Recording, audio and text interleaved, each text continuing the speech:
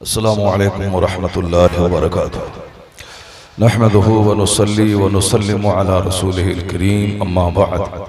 फ़अऊज़ु बिल्लाहि मिनश शैतानिर रजीम। बिस्मिल्लाहिर रहमानिर रहीम। इन्नमा यख़्शल्लाह मिन इबादिहिल उलमा। सदक़ल्लाहुल अज़ीम व सदक़ रसूलुहुन नबियुल करीम। एक बार दरूद पाक पढ़ें। अल्लाहुम्मा सल्लि अला सय्यदना व मौलाना मुहम्मदिन मअदनिल जूद वल करम व आलिहि व बारिक व सल्लिम सलातन व सलामन अलैका या रसूलल्लाह।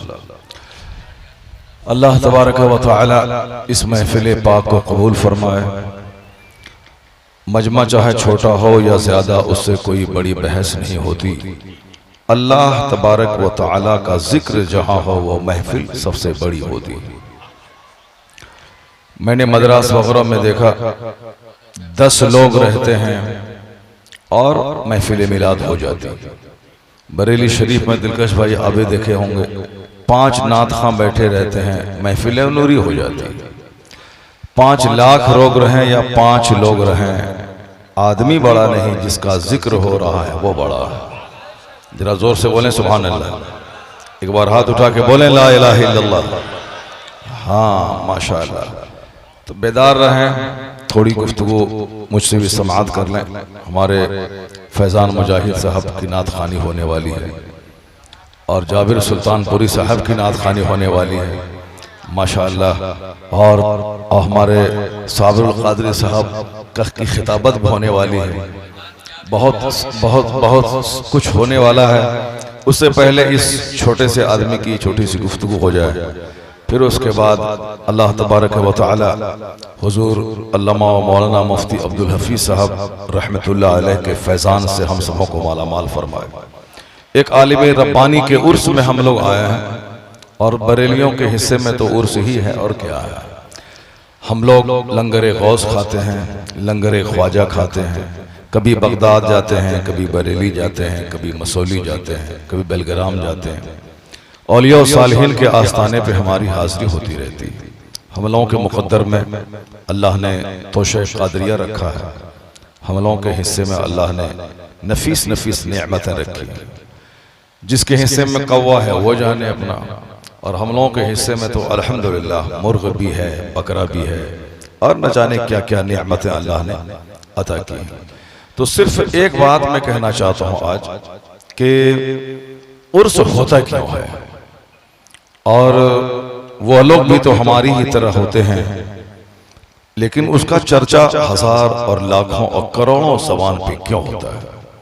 आप जिस समाज में रहते हैं उस समाज में कुछ लोग ऐसे होते हैं जिसको उस गांव के लोग नहीं जानते। मेरा गांव 3000 की आबादी वाला गांव है और एक भी देवबंदी उस गांव में नहीं है। दिलकश भाई, एक भी देवबंदी उस गांव में नहीं है। मेरे गांव में 3000 की आबादी है, एक बंदा देवबंदी नहीं है। और उस 3000 वाली आबादी में मुसलमानों के घर से अटैच कोई गैर मुस्लिम नहीं है। ये भी एक बहुत बड़ी बात है। उनका मोहल्ला है, थोड़ी दूरी पे है, वो अलग है। उस तरफ भी एक मोहल्ला है, वो अलग है। मगर हमारे गांव में ऐसा नहीं है कि यहाँ पे एक तरफ 12वीं का झंडा लहरा रहा हो और दूसरी तरफ कोई पीला झंडा लहरा रहा हो। ऐसा नहीं है, बिल्कुल टनाटन सबके सब बरेलवी सुन्नी हैं। 5, 6, 7 मस्जिदें हैं। सुबह सवेरे मुस्तफ़ा जान रहमत पे लाखों सलाम का तराना गूंजता रहता है। और उस गांव में बहुत से ऐसे लोग हैं जिसको मैं नहीं जानता हूँ। 3000 की आबादी वाली बस्ती है। ठीक है, बस कुर्सी लेंगे फिर 3 घंटा हो जाएगा। अभी चूंकि मुझको 1 घंटे में काम चलाना है और आप लोगों को आना है, इसलिए से कुर्सी देंगे तो फिर आराम से बैठूंगा और फिर तकरीबन 3 घंटे हो जाएंगे। तो बस एक जरूरी बात मैं कहना चाहता हूँ, उसको गौर से सुने आप। अब बिल्कुल मकसद जो उर्स है और आखिर ऐसा क्या होता है, जीने का अंदाज। आज हम लोग कैसे जी रहे हैं बताने की जरूरत नहीं है। हम लोग ऐसे जी रहे हैं कि हमारा सारा फोकस सिर्फ अपनी औलाद के लिए है कि मेरा बच्चा पढ़ लिख ले, मेरे बच्चे का मुस्तकबिल सुरक्षित हो जाए, मेरी बेटी, मेरा दामाद, मेरा बेटा बस हमारी सारी एनर्जी, हमारी सारी ताकतें बाल बच्चों तक लिमिटेड हैं, महदूद हैं। अभी बकरीद का महीना गुजरा है, उसमें कुर्बानी आपने की होगी या नहीं की होगी तो आपको मालूम होगा। क्या कहा जाता है? इन्ना सलाती व नुसुकी व महयाया व ममाती लिल्लाहि रब्बिल आलमीन। बेशक मेरी जिंदगी, मेरी मौत, मेरी कुर्बानी, मेरी नमाज सब अल्लाह के लिए है। ये अल्लाह के जो सिलेक्टेड लोग होते हैं, जो अल्लाह के मखसूस बंदे होते हैं, वह अपनी जिंदगी बाल बच्चों तक महदूद नहीं रखते हैं। उनके जीने का अंदाज क्या है?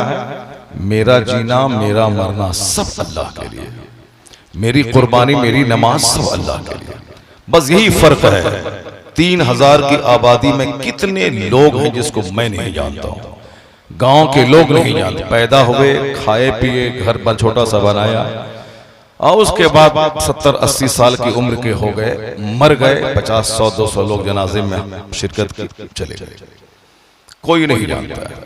तीजा 40वां की महफिल होती है, उसको भी लोग नहीं जानते, उनके पड़ोस के लोग नहीं जान पाते। ये भी एक जीने का अंदाज है, एक स्टाइल ऑफ लिविंग है। पड़ोसी नहीं जानता, रिश्तेदार नहीं जानते, बस तीजा हुआ, 40वां हुआ, खेल खत्म। अगर थोड़ा सा कोई मालदार हुआ, उसका बाल बच्चा दिल्ली पंजाब में जाके फैक्ट्री डाल के कुछ कमा लिया तो बरसी कर लेता है। एक आख शायर को बुला लें, एक खतीब को बुला लें, बरसी हो। फिर 2-3 साल के बाद कौन बाप था, कहां उसकी कब्र है, कोई नहीं जानता है। इस तरह आपके समाज में भी होगा। लेकिन इसी समाज में कुछ लोग ऐसे जीते हैं जिसको 5 लोग नहीं 50 लाख लोग जानते हैं, जिनका अपना बेटा हो या नहीं हो, लाखों उसके रूहानी बेटे होते हैं जो उनकी कब्र पे हाजिरी देते हैं, फातिहा पढ़ते हैं। मिसाल के तौर पर सरकार गरीब नवाज का मजार अजमेर में है। रोजाना की हाजिरी कम से कम 25 से लेकर 30,000 लोग रोजाना हाजिरी देते हैं। ये बिल्कुल मैंने एक कम आंकड़ा बताया आपको। सालाना करोड़ों की हाजिरी, कहां कहां से लोग नहीं आते हैं, करोड़ों की हाजिरी। पैदा हुए थे कहां? ईरान में। उन्होंने 25 साल तक सफर किया, इल्म हासिल किया। 30 साल तक अपने मुर्शिद उस्मान हारून रज़ी अल्लाह अन्हु का झोला ढोया, उनका बिस्तर अपने सफर में, हजर में उनकी खिदमतें की। पैदा हुए ईरान में, इल्म हासिल किया समरकंद और बुखारा में, वहां से चल के हिंदुस्तान आ गए, हिंदुस्तान के शहर अजमेर में आ गए। उसी को अपना मुस्तकिल मुस्तकर बना लिया, यानी ठिकाना बना लिया। 97 साल की उम्र में आपका विसाल हुआ। आज उनके इंतकाल के 800 साल गुजर गए। 5 साल, 10 साल, 20 साल तक उर्स रहता, उसके बाद धीरे धीरे दुनिया भूल जाती। लेकिन नहीं, पहले उर्स में गरीब नवाज के मुमकिन है कि 100 लोग रहे होंगे, 2-4 साल के बाद 2-4 हजार लोग रहे होंगे। लेकिन आज 800 साल के बाद न जाने दुनिया में कितने अरबपति आए, कितने हजार एकड़ जमीन के जोतने वाले आए, सब आए चले गए, किसी का नाम तक दूसरों को मालूम नहीं। इसी हिंदुस्तान में कितने राजा, कितने महाराजा, कितने बादशाह आए, खुद हम लोगों को नहीं मालूम है।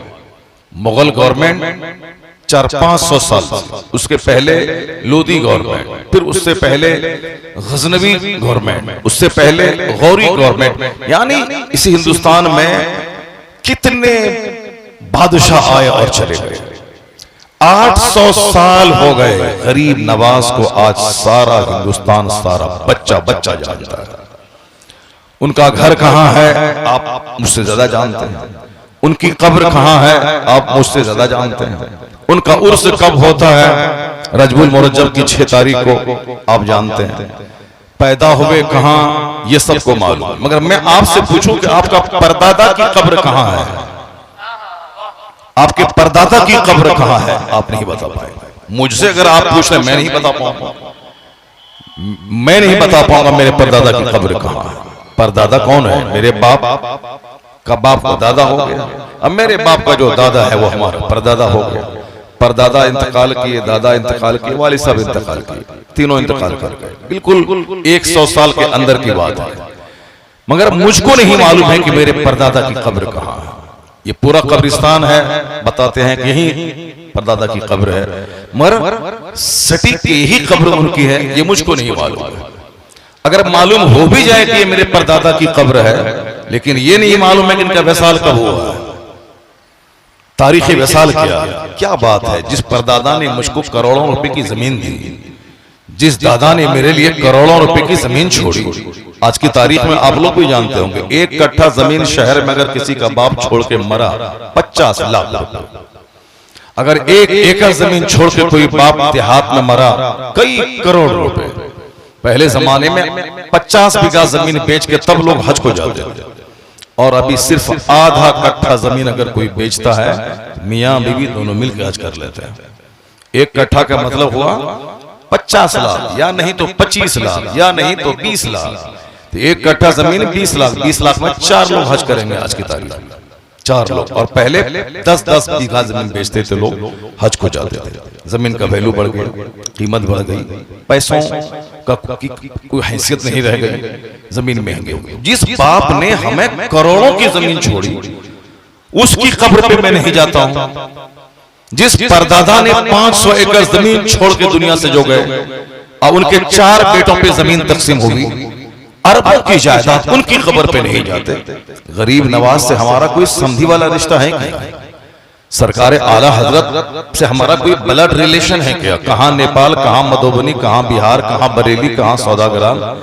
वो लोग रहने वाले थे अफगानिस्तान के कबीले परहेज के पठान थे। अफगानिस्तान छोड़ करके लाहौर आ गए, लाहौर छोड़ करके रोहेलखंड आ गए। रोहेलखंड में रहे, पहले जागीरदार थे, बहादुर थे। हुकूमत की तरफ से 100 गांव बतौर जागीर आपको बतौर इनाम मिला हुआ था, लेकिन सारी दुनिया त्याग कर दिन की खिदमत में लग गए। तो आज आला हजरत फाजिल बरेलवी का उर्स कब लगता है? लाखों लोग जान रहे हैं। उनकी कब्र कहाँ है? करोड़ों लोग जान रहे हैं। मैं सिर्फ ये कहता हूं कि जिसने करोड़ों की जायदाद छोड़ी, उनकी कब्र पे उनका पोता नहीं जा रहा है, उनकी कब्र पे उनका बेटा नहीं जाता है। लेकिन लोग आज से ही टिकट बना बना के बरेली तैयार हो गए। 25 सफर को बरेली शरीफ जाना है। हमारे बिहार से, हमारे पूर्णिया से एक ट्रेन जाती है कटिहार से, गरीब नवाज एक्सप्रेस बरेली शरीफ होके जाती है। अभी से सीटें फुल हो गई हैं सब। मेरे गांव से कई 100 लोग बरेली शरीफ जाते हैं उसी ट्रेन से बुक करवा के, और बहुत नौजवानों की एक बड़ी टीम है जाती है। और जो एक बार बरेली का उर्स देख लिया, वापस आने के बाद वो फिर नजदी वहां भी नहीं होता है, सारी जिंदगी रजा का हो जाता है, सारी जिंदगी रजा का हो जाता है। तो हमारा कहने का पॉइंट सिर्फ एक है, इसी एक पॉइंट को आप गिरा बांध के रख लें।